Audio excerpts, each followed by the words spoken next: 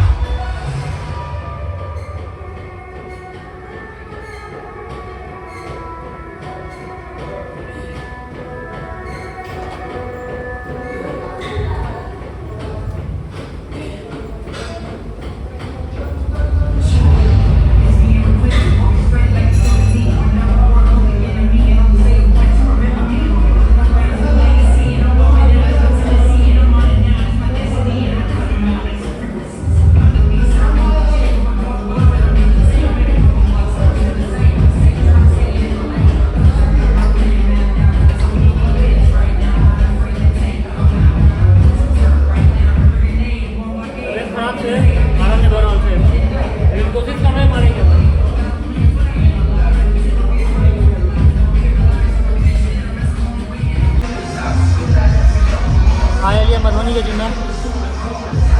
और लेग चले या लेग मारा लिया तो लेग मारे में बड़ा मन लागे छे देखावे छी 1 किलो से मारलिए लेकिन वीडियो रिकॉर्डिंग करे वाला जो छलै नहीं तो रिकॉर्डिंग करने के लिए वेट दिखा दै छी अहाँ सबके देखियो 100 किलो लागल छे मार के थाक के बैसल छियै